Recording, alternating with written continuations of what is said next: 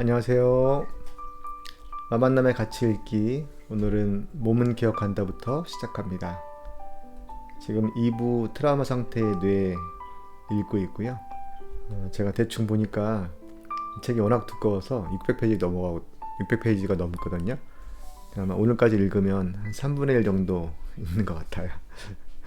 굉장히 오래 걸리는 작업이긴 하지만 너무 재미있는 내용들이 많고 또 트라우마 내담자들을 만날 때 많이 도움이 될 거라고 생각합니다. 또 트라우마 경험이 없다고 할지라도 워낙 우리의 일상에 연관된 부분들이 많기 때문에 보통 분들도 일반인들도 같이 읽으면서 나가면 좋을 거라는 생각이 들어요.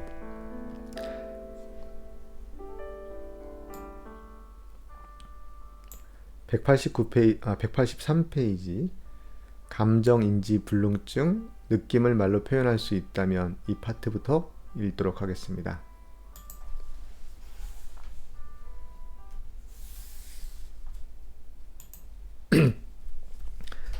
내게는 우리 아이들에게 할머니 역할을 해주신 이모가 한 분 계신다. 남편을 잃고 홀로 남은 이모는 과거에 가슴 아픈 트라우마를 경험하셨다. 이모는 우리 집에 자주 오셨다. 오실 때마다 커튼을 만들고 주방 선반을 싹 정리하고 아이들 옷을 직접 지어주시는 등 굉장히 많은 일을 하셨지만 말씀은 거의 안 하셨다. 항상 즐겁게 지내고 싶어 하셨는데 무엇이 이모를 즐겁게 할지 알아내기가 힘들었다. 기분 좋은 농담 몇 마디 주고받고 나면 대화가 뚝 끊기는 일이 며칠 동안 지속됐고 나는 긴 침묵을 채우려고 안간힘을 써야 했다. 이모가 집으로 돌아가시던 날 나는 공항까지 태워다 드렸다. 공항에 도착하자 이모는 잘 지내라고 하시면서 뻣뻣하게 포옹을 해주셨는데 이모 얼굴에서 눈물이 흘러내렸다. 이모는 농담조에 비꼬는 기색이 전혀 없이 우리가 서 있던 로건 국제공항에 마침 불어온 찬바람 때문에 눈물이 났다고 불평하셨다. 꾸려진 지 얼마 되지 않아 아직 어설프고 어린 우리 가족들. 이모에게 가장 가까운 친척인 우리와 헤어져야 한다는 슬픔을 이모의 마음은 느끼지 못했지만 몸은 느꼈고 그것이 눈물로 표현된 것이다. 정신의학자들은 이러한 현상을 감정인지 불능증이라고 부른다. 이것은 느낌을 말로 표현하지 못한다는 뜻의 그리스어에서 유래했다. 트라우마에 시달리는 아이들과 성인들은 자신의 느낌을 설명하지 못하는 경우가 많은데 이들은 신체의 감각이 무슨 의미인지 알아챌 수 없기 때문이다. 그래서 굉장히 화가 난 모습이면서 자신은 화가 안 났다고 부인하고 겁에 질린 것처럼 보이는데 괜찮다고 말한다. 몸 내부에서 벌어지는 일을 인식하지 못하니 자신의 욕구도 인식하지 못하고 이로 인해 스스로를 잘 돌보지 못한다. 그래서 적정량의 음식을 적절한 시점에 먹거나 필요한 만큼 잠을 자는 일까지 영향을 받을 수 있다. 이모의 경우처럼 감정인지 불능증은 감정의 언어를 행동으로 대체한다. 시속 130km 속도로 돌진해 오는 차를 본다면 어떤 기분일까요? 라고 물으면 대부분의 사람들은 겁이 나겠죠 라고 하거나 무서워서 몸이 굳어버릴 것 같은데요 라고 대답하지만 감정인지 불능증 환자들은 이렇게 대답한다. 어떤 느낌일 것 같으냐고요? 잘 모르겠어요. 다른 것으로 피하겠죠.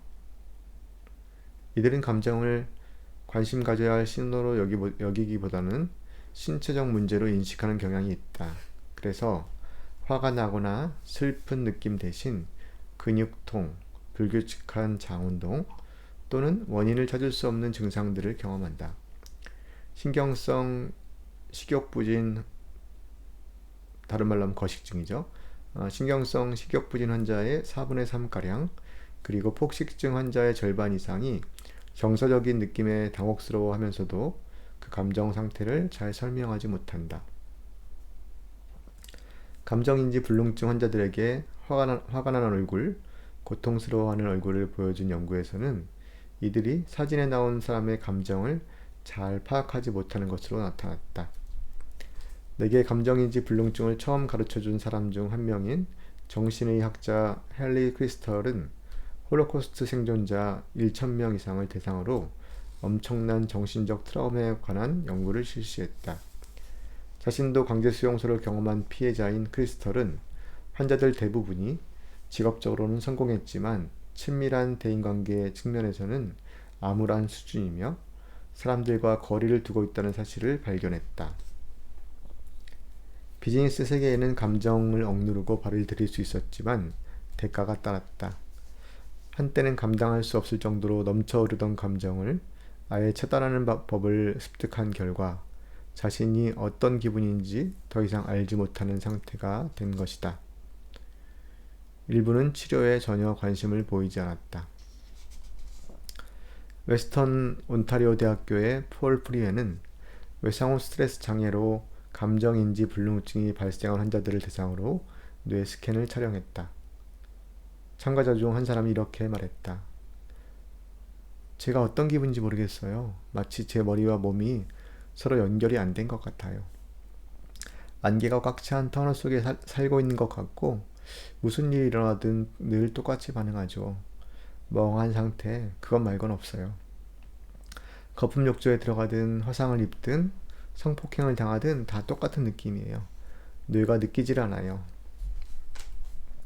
프리엔과 그의 연구에 참여한 루스 라니오스는 환자들이 자신의 감정과 동떨어진 거리가 멀수록 뇌에서 자기인지 영역의 활성도 감소한다는 사실을 확인했다.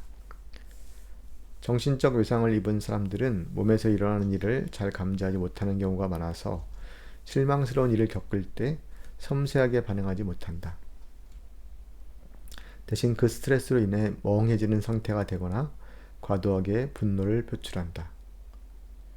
어느 쪽의 반응이 나타나든 자신이 무엇 때문에 그렇게 언짢은지 말로 표현하지 못하는 경우가 많다.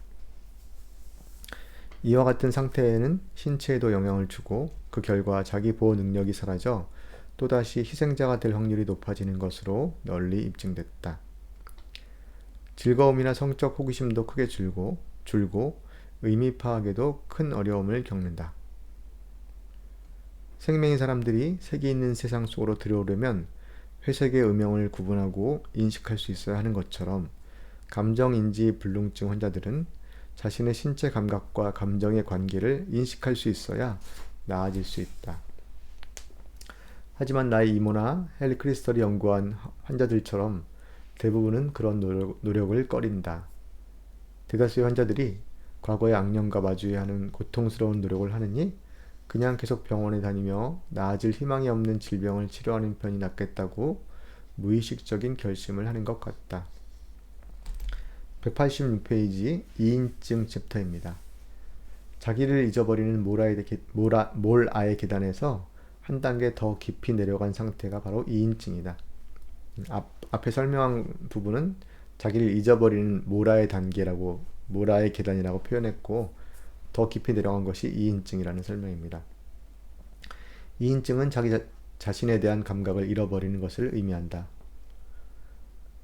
사장에서 살펴본 우투의 백지처럼 텅 빈 뇌 스캔 결과는 2인증을 생생하게 보여주는 예다. 2인증은 트라우마 사건을 경험할 때 흔히 발생한다. 나는 밤늦은 시간에 집과 가까운 공원에서 노상강도를 당한 적이 있다. 그때 나는 몸이 사건 현장에서 붕 떠올라 칼을 빼든 10대 청소년 3명에게 둘러싸인 채 머리에 작은 상처를 입고 쌓인 눈 위에 누워있는 내 모습을 바라보는 것 같은 기분을 느꼈다. 그 아이들이 들고 있던 칼에 찔려서 손에 부상을 입고도 나는 그 통증과 분리되어 있었고 조금의 두려움도 느끼지 못한 채 침착하게 텅 빈 지갑을 찾아서 집어들었다. 그 일로 외상후 스트레스 장애가 생기지는 않았다. 일단 환자들을 통해 열심히 연구했던 사건을 실제로 내가 경험했다는 사실에 깊은 호기심을 느꼈고 강도들 얼굴을 그림으로 그려서 경찰에 제출할 수 있다고 혼자 굳게 믿었던 것이 도움이 된 것 같다. 물론 강도는 붙잡히지 않았지만 가해자들에게 복수하는 환상이 내게 만족스러운 주체의식을 제공한 것은 틀림없다. 트라우마에 시달리는 사람들은 그런 행운을 얻지 못하고 자신이 몸과 분리된 것처럼 느낀다. 2인칭에 관한 설명은 독일의 정신분석 전문가인 파울 실러가 1928년 베를린에서 쓴 글에 아주 상세하게 나와 있다. 자기가 사라진 사람들에게 세상은 낯설고 기이하고 이질적이고 꿈처럼 느껴진다. 때로는 물체가 이상할 정도로 크기가 줄어든 상태로 나타났다가 때로는 크게 부풀어진 형태로 나타난다. 소리는 어딘가 먼 곳에서 온 것처럼 들린다. 마찬가지로 감정도 현격한 변화를 겪는다.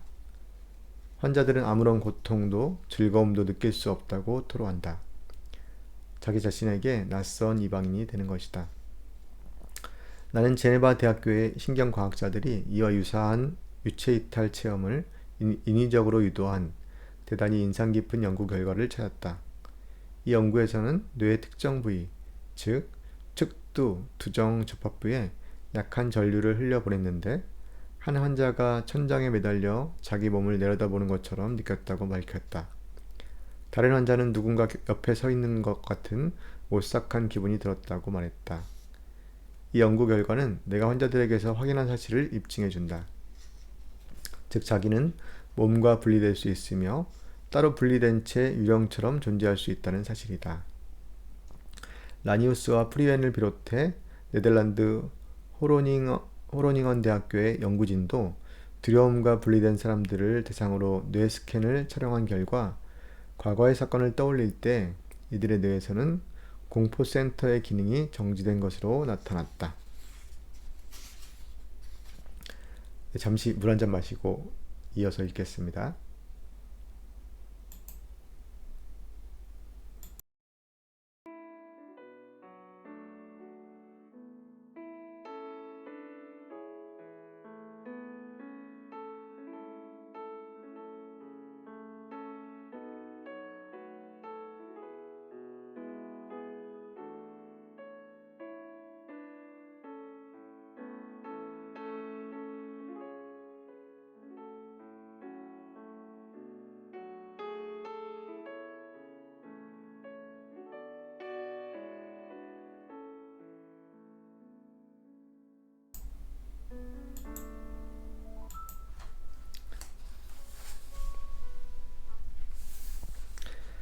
네, 187페이지 하단에 몸과 친해지려면 챕터입니다.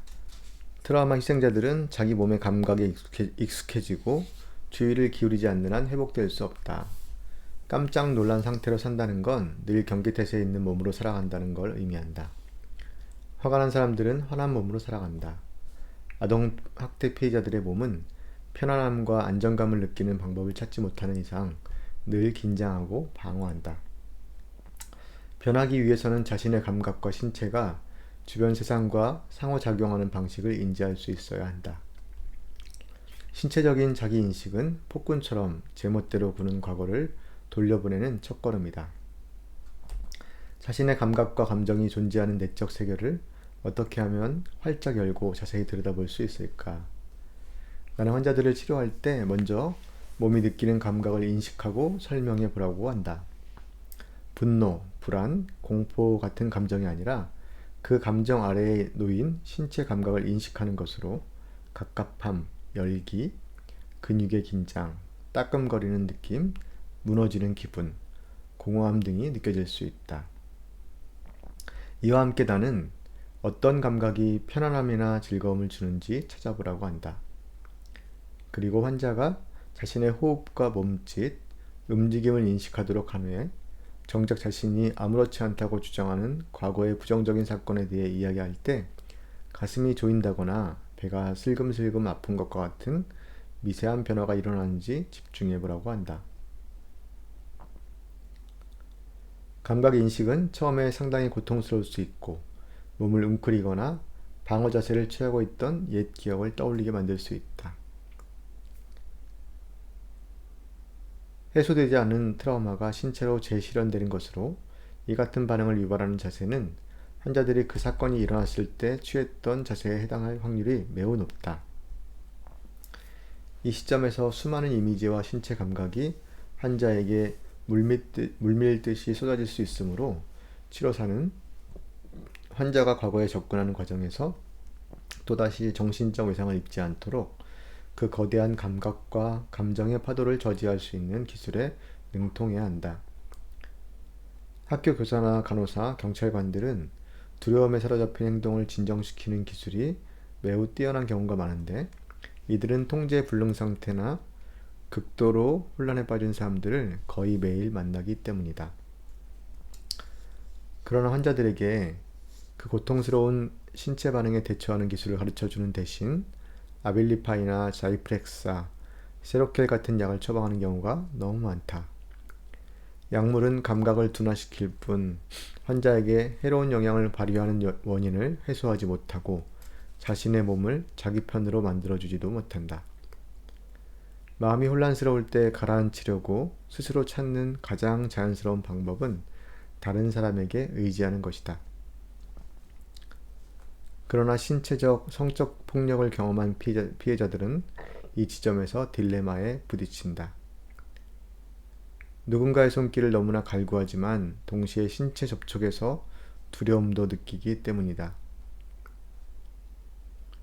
이 경우 마음이 신체 감각을 느끼도록 해줄 재교육이 필요하며, 신체가 접촉을 견디고 거기서 비롯되는 편안함을 즐기도록 도와주어야 한다. 감정을 인지하지 못하는 사람들도 훈련을 통해 신체 감각을 심리적 사건과 연계시킬 수 있다. 그 이후에는 서서히 자기 자신과 다시 연결될 수 있다. 네, 189페이지 자신과의 유대, 타인과의 유대 챕터입니다. 몸을 잃어버린 대가가 얼마나 큰지 보여주는 연구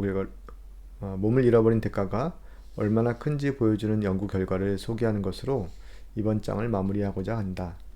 루스 라니우스 박사와 그녀의 연구진은 휴지 상태의 뇌를 스캔한 후 일상생활에서 떠올릴 수 있는 또 다른 의문을 제기했다.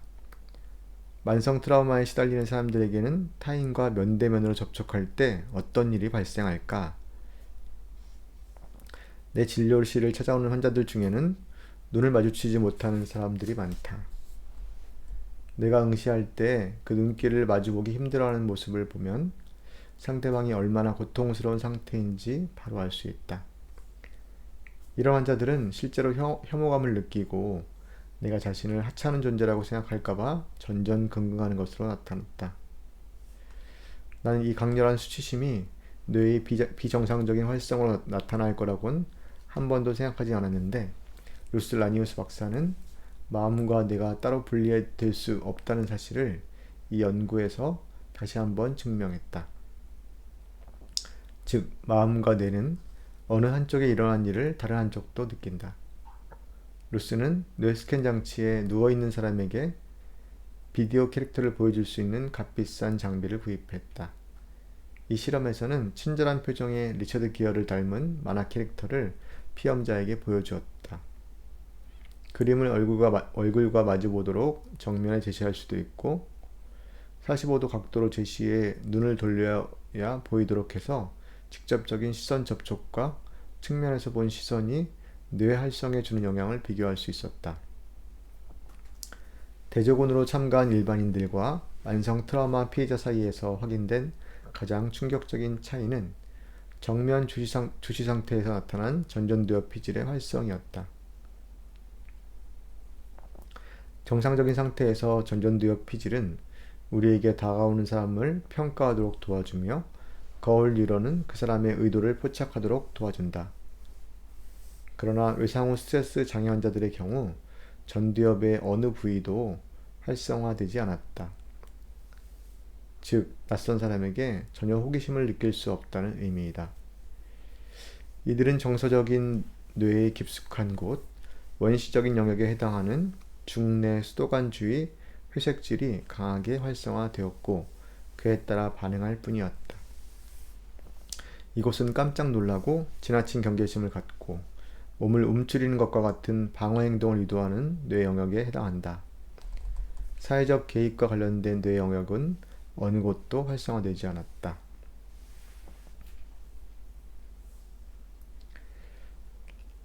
이들은 누군가의 눈길을 받는 것만으로 생존 모드에 돌입한 것이다. 이 결과는 이들이 친구를 사귀고 다른 사람들과 잘 지내는 능력과 어떤 관련이 있을까? 치료에는 어떤 의미가 있을까? 외상후 스트레스 장애 환자들은 이처럼 내면 가장 깊숙한 곳에 두려움이 내재된 상태로 의사를 신뢰할 수 있을까? 다른 사람과 제대로 관계를 맺기 위해서는 상대방을 개별적인 인격체로 그 사람에게서 나타나는 특정 동기와 의도를 별개로 경험할 수 있어야 한다. 혼자 힘으로 버틸 수 있는 사람이 되려면 다른 사람도 나름의 계획이 있다는 사실을 인지해야 한다. 트라우마는 이 모든 능력을 뿌옇고 흐릿하게 만들 수 있다. 너무 가슴이 아픕니다. 눈을 마주치면 보통 사람들은 전전두엽 활성화가 되고 그것을 통해서 다른 사람들을 평가하기도 하고 그 사람의 의도를 포착하도록 도와준다고 했는데 PTSD 환자들의 경우에는 전두엽의 어떤 부위도 활성화되지 않는다는 거죠. 누군가의 눈길을 받는 것만으로도 생존 모드에 돌입한 아주 안타까운 그런 현상입니다. 당연히 그렇기 때문에 친구를 사귀고 다른 사람들과 유대 관계를 맺는 것이 어려울 수밖에 없겠죠. 네, 저는 이 책을 읽으면서 점점 더 트라우마를 경험한 사람들에 대한 어떤 거룩한 부담감이 많이 생기고 있습니다. 그들을 위해서 제 수준에서 어떻게 도울 수 있을까 이런 생각들을 이런 고민들을 계속 하게 됩니다. 네, 오늘 나 만남에 같이 읽기 몸은 기억한다 편은 6장까지 모두 읽었고요. 네, 다음 시간부터는 3부 아이들의 마음으로 넘어가서 7장부터 읽도록 하겠습니다. 감사합니다. 다음 시간에 뵙겠습니다.